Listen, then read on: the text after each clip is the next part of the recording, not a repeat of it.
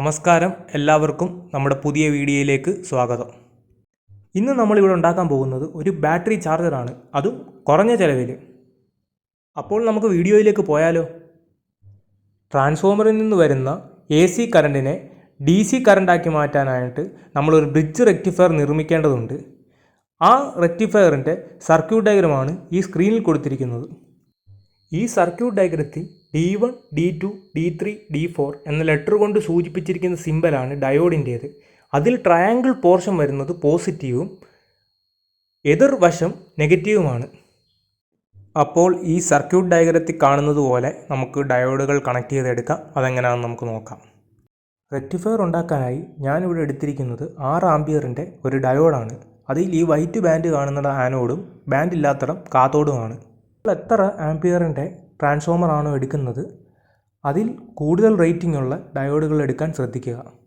Circuit ഡയഗ്രത്തിൽ കാണുന്നത് പോലെ ഞാൻ 4 ഡയോഡുകൾ ചേർത്ത് ഒരു റെക്ടിഫയർ ഉണ്ടാക്കിയെടുത്തിട്ടുണ്ട്.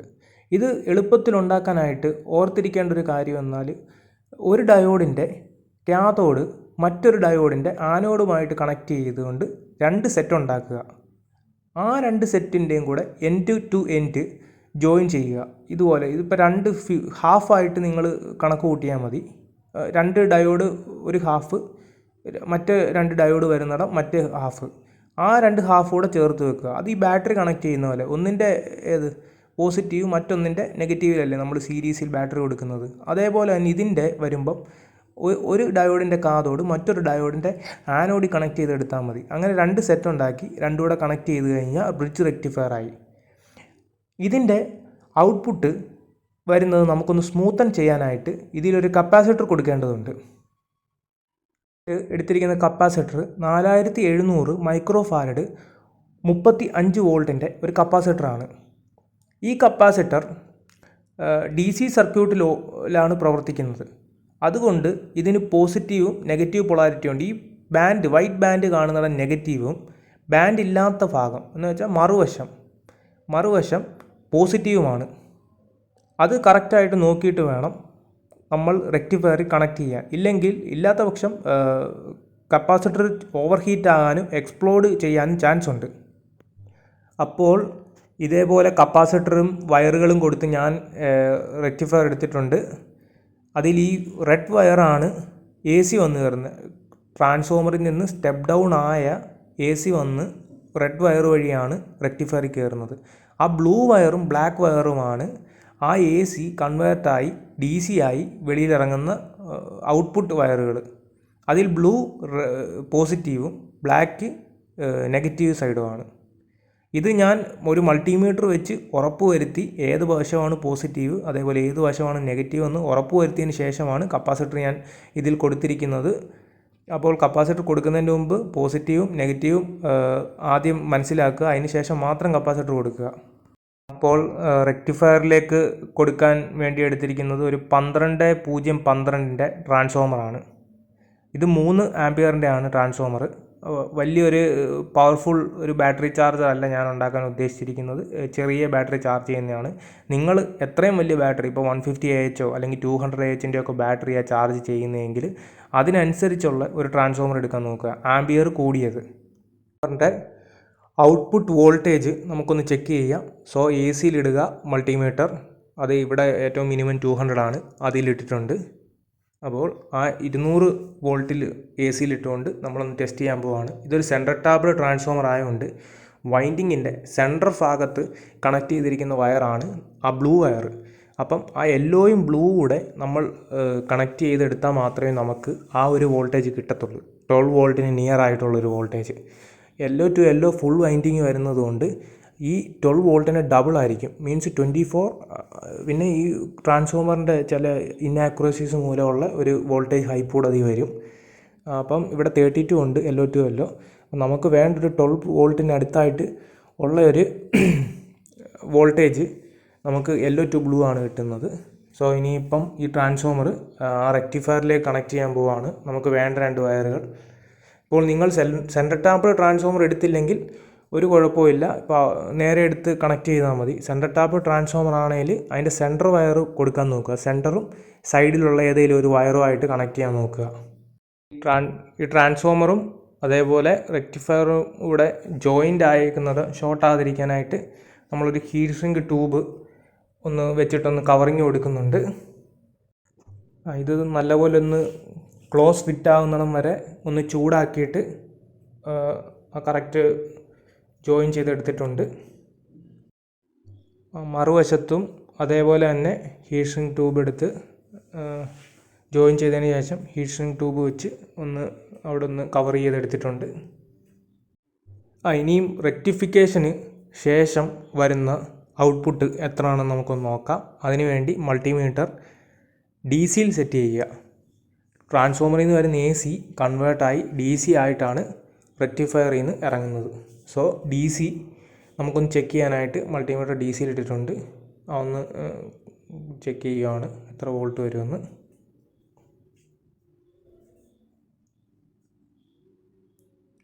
20.7 വോൾട്ട് ഇവിടെ കാണിക്കുന്നുണ്ട്. 20.7 അത് 15 വോൾട്ടാണ് നമുക്ക് AC കിട്ടിയത്. അതിൽ ഒരു 20.7 വോൾട്ടോളം ഇവിടെ DC ആയിട്ട് വന്നിട്ടുണ്ട്. ഇനിയും ഈ റെക്ടിഫയറിൽ നിന്ന് വരുന്ന ഔട്ട്പുട്ട് ഈ ചാർജ് കൺട്രോൾ ബോർഡിലേക്കാണ് കൊടുക്കേണ്ടത്. ഇത് ഞാൻ ആമസോണിൽ നിന്ന് പർച്ചേസ് ചെയ്തതാണ്. അത്യാവശ്യം ക്വാളിറ്റി ഉള്ളൊരു ബോർഡാണ്. അതിൽ ഈ P+, P- എന്ന് കണ്ടിരിക്കുന്ന ഇവിടാണ് നമ്മൾ ബാറ്ററിയുടെ വയർ കൊടുക്കേണ്ടത്. ബാറ്ററിയും പോട്ടെ, ഇത് റെക്ടിഫയർ ഔട്ട്. പിന്നെ ഇത് B+, B- അവിടാണ് നമ്മൾ ബാറ്ററിയുടെ കൊടുക്കേണ്ടത്. ഈ P+ഉം P- ആണ് നമ്മുടെ റെക്ടിഫയറിൽ നിന്ന് വരുന്ന ഇത് കറണ്ട് അതിലോട്ടാണ് കൊടുക്കേണ്ടത്. ഇതെല്ലാം ലോഡ് എടുക്കുന്നതാണ് ഈ ബാക്കിയുള്ള 3 പോയിന്റിൽ നിന്ന്. ബാറ്ററിയിൽ ചാർജ് ആയതിനു ശേഷം നമുക്ക് ഇൻവെർട്ടറിലോട്ട് എന്തെങ്കിലും കൊടുക്കണേ അവിടെ നിന്ന് എടുക്കാം. ഇത് അത്യാവശ്യം ഒരു ക്വാളിറ്റി ബോർഡാണ്. പിന്നെ ഇതിൽ തന്നെ ചാർജിങ് ഇൻഡിക്കേഷൻ ഉണ്ട്. ബാറ്ററി ഫുൾ ആകുന്നതെല്ലാം നമുക്കറിയാൻ പറ്റും. പിന്നെ ബാറ്ററിയിൽ എന്തെങ്കിലും ഇറക്കോൾ ഉണ്ടോ എന്നൊക്കെ ഉണ്ടെങ്കിൽ ആ റെഡ് LED കാണിക്കുന്നതാണ്. പിന്നെ അത്യാവശ്യം ഫോണൊക്കെ വേണമെങ്കിൽ നമുക്കിത് യൂസ് ചെയ്ത് ചാർജ് ചെയ്തെടുക്കാം. കറണ്ടില്ലാത്ത സാഹചര്യത്തിൽ ബാറ്ററി കണക്ട് ചെയ്ത് കഴിഞ്ഞാൽ ഈ ബോർഡ് തന്നെ യൂസ് ചെയ്ത് USB പോർട്ടുണ്ട്. അപ്പോൾ അതുവഴി നമുക്ക് ഫോണൊക്കെ ചാർജ് ചെയ്യാൻ പറ്റും. അപ്പോൾ ഇങ്ങോട്ട് ഇവിടെ P+, P- എന്നുള്ളിടത്ത് നമുക്ക് റെക്ടിഫയറിൻ്റെ ഔട്ട്പുട്ട് കൊടുക്കാം. അതിനായിട്ട് P+ എന്നുള്ളിടത്ത് പോസിറ്റീവ് വയർ കൊടുക്കുക. ഈ ബ്ലൂ ആണ് നമ്മുടെ പോസിറ്റീവ്. റെക്ടിഫയറിൽ നിന്ന് വരുന്ന പോസിറ്റീവ് ആണ് ഈ ബ്ലൂ വയർ. അതെടുത്ത് ഈ ബോർഡിൻ്റെ കറക്റ്റായിട്ടുള്ള ഒരു P+ എന്ന് വെച്ചാൽ പാനലിൽ നിന്ന് വരുന്ന വോൾട്ടേജ് ആണ് സൂചിപ്പിക്കുന്നത്. ഇത് സോളാറിൻ്റെ ബോർഡാണ്. സോ നമ്മുടെ ഈ പാനലില്ല. അതിന് പകരം നമ്മൾ ഇതുകൊണ്ട് റെക്ടിഫയറിൽ നിന്നുള്ള ഔട്ട്പുട്ടാണ് ഇതിൻ്റെ പോസിറ്റീവിലേക്ക് കൊടുത്തത്. അതേപോലെ P- എന്നുള്ളിടത്ത് ഈ ബ്ലാക്ക് വയർ മീൻസ് നമ്മുടെ നെഗറ്റീവ് വരുന്നിടം P- കൊടുക്കുക. ഈ പൊളാരിറ്റി മാറ്റി കൊടുക്കരുത്. കറക്റ്റായിട്ട് പൊളാരിറ്റി നോക്കി തന്നെ കൊടുക്കുക. ഈ ബോർഡ് അത്യാവശ്യം ഒരു ഗുഡ് ക്വാളിറ്റി ബോർഡാണ്. ഇതിൽ തന്നെ 3 സ്റ്റേജ് ചാർജിങ് സപ്പോർട്ടുണ്ട്. മീൻസ് നമ്മുടെ ബാറ്ററി ചാർജ് ആയതിനു ശേഷവും നമുക്ക് ബാറ്ററി കണക്ട് ചെയ്ത് തന്നെ ഇടാവുന്നതാണ്. ബാറ്ററി ഒരു ഡിസ്ചാർജ് ആകാത്ത, അതിൻ്റെ സെൽഫ് ഡിസ്ചാർജ് തടയുന്ന രീതിയിൽ ഫ്ലോട്ട് ചാർജിങ് ഒക്കെ സപ്പോർട്ടുണ്ട്. അപ്പോൾ അത്യാവശ്യം നല്ല ബോർഡാണ്. ഇനി അടുത്ത നമുക്ക് ബാറ്ററി കൊടുത്തെടുക്കാം. ഇപ്പം പാനൽ കൊടുക്കേണ്ടടുത്ത് നമ്മൾ നമ്മുടെ റെക്ടിഫയറിൻ്റെ ഔട്ട്പുട്ട് കൊടുത്തിട്ടുണ്ട്. സോ ഇനി അടുത്ത ബാറ്ററി നമുക്ക് കൊടുക്കാം. ബാറ്ററി കൊടുക്കാനായിട്ട് B+ എന്ന് എഴുതിയെടുത്ത് ബാറ്ററിയുടെ പോസിറ്റീവ് കൊടുക്കുക. B- എന്നിടത്ത് ബാറ്ററിയുടെ നെഗറ്റീവ്. അതും പൊളാരിറ്റി മാറാൻ നോക്കുക. ബാറ്ററി കണക്ട് ചെയ്യുമ്പം കറക്റ്റായിട്ട് പൊളാരിറ്റി നോക്കി തന്നെ കൊടുക്കുക. ഇവിടെ ഞാനൊരു ബ്ലാക്ക് വയറാണ് ബാറ്ററി പോസിറ്റീവും നെഗറ്റീവിനും എടുത്തിരിക്കുന്നത്. നിങ്ങൾ എടുക്കുമ്പം ഇത് ഒരു പോസിറ്റീവിന് റെഡ് വയർ കൊടുക്കുക, അതേപോലെ നെഗറ്റീവിന് ബ്ലാക്കും കൊടുക്കുക. അതാകുമ്പോൾ നമ്മൾ ഈ ബാറ്ററി കണക്ട് ചെയ്യുന്ന സമയത്ത് നമുക്കൊരു കൺഫ്യൂഷൻ ഒഴിവാക്കാം. എനിക്ക് കൺഫ്യൂഷൻ വരാതിരിക്കാനായിട്ട് ഞാൻ വേറൊരു കാര്യം ചെയ്തിട്ടുണ്ട്. അത് വേണമെങ്കിൽ നിങ്ങൾക്ക് ചെയ്യാം. ഞാനത് കാണിക്കാം. അപ്പോൾ നമ്മൾ ഈ 2 വയറും കറക്റ്റായിട്ട് കൊടുത്തിട്ടുണ്ട്. ബാറ്ററി പ്ലസും മൈനസും ആകും ടൈറ്റ് ചെയ്യട്ടെ. ടൈറ്റ് ചെയ്തതിന് ശേഷം നമുക്കിനി ബാറ്ററി കണക്ട് ചെയ്ത് നോക്കാം. ഈ ബാറ്ററി കൊടുക്കേണ്ട വയറിൽ ഞാൻ അതിൻ്റെ എൻഡ് പോയിൻറ്റിലായിട്ട് ഒരു അലിഗേറ്റർ ക്ലിപ്പ് കണക്ട് ചെയ്തിട്ടുണ്ട്. അത് ഓൺലൈനിൽ നിന്ന് വാങ്ങിച്ചതാണ്. ഇതുപോലത്തെ ക്ലിപ്പ് കിട്ടും. ആ ക്ലിപ്പ് ഞാൻ റെഡ്, എൻ്റെ ഇപ്പോൾ വയർ ബ്ലാക്ക് അല്ലേ, സോ നമുക്ക് കൺഫ്യൂഷൻ ഉണ്ടാകാതിരിക്കാനായിട്ട് റെഡ് കറക്റ്റായിട്ട് പോസിറ്റീവ് തന്നെ കൊടുത്തിട്ടുണ്ട്. അപ്പോൾ വേണ്ടി ഇതുകൂട്ടൊരു ക്ലിപ്പാണ്, അലിഗേറ്റർ ക്ലിപ്പ്. അത് ഇതേകൂട്ട് ആ ഒരു പോയിൻറ്റിലേക്ക് നമ്മൾ വയർ കണക്ട് ചെയ്ത് കൊടുത്താൽ മതി. നമുക്ക് ഏത് ബാറ്ററിയിൽ ഈസി ആയിട്ട് കണക്ട് ചെയ്യാൻ പറ്റും. ഇവിടെ ഞാൻ ചാർജ് ചെയ്യാൻ ഉദ്ദേശിക്കുന്നത് ഒരു സീൽഡ് ബാറ്ററിയാണ്, UPS ബാറ്ററിയാണ്. സോ ഇവിടെ ബാറ്ററി ടൈപ്പിൽ സെലക്ഷൻ ഉണ്ട് ബാറ്ററിക്ക്. നമ്മുടെ സാധാ ഈ ആസിഡ് ഒഴിക്കുന്ന ബാറ്ററി ഉണ്ടല്ലോ, ഈ വെള്ളം ഒഴിച്ച് കൊടുക്കേണ്ടത്, ബാറ്ററി വാട്ടർ ഒഴിക്കുന്നത്, ആ ടൈപ്പ് ബാറ്ററി ആണെങ്കിൽ ഇത് ഡിഫോൾട്ട് തന്നെ ഇട്ടാൽ മതി. അതല്ല, നമ്മൾ ഇതേ കൂട്ടത്തെ സീൽഡ് ബാറ്ററി എടുക്കുകയാണെങ്കിൽ ഇതിൻ്റെ ഈ ബാറ്ററി ടൈപ്പ് ഉള്ള 2 പോയിൻ്റ് ഉണ്ട്, അത് ഷോർട്ട് ചെയ്യുക. ഞാൻ ജസ്റ്റ് ചെമ്പുമ്പി ഒന്ന് ചുറ്റി എടുത്തിട്ടേ ഉള്ളൂ അതിൻ്റെ മേളിൽ. അപ്പോൾ അത് ഷോർട്ട് ഇപ്പോൾ ചെയ്തിട്ടുണ്ട്. സോ നമുക്കിപ്പം വേണ്ട ആ ഒരു സീൽഡ് ബാറ്ററി ചാർജ് ചെയ്യാനുള്ള വോൾട്ടേജ് ഇതിന് വരത്തുള്ളൂ. ലെഡ് ആസിഡ് ബാറ്ററി ആകുമ്പോൾ ഒരു 14.6 to 14.7 വോൾട്ട് നമുക്ക് ആവശ്യമാണ്.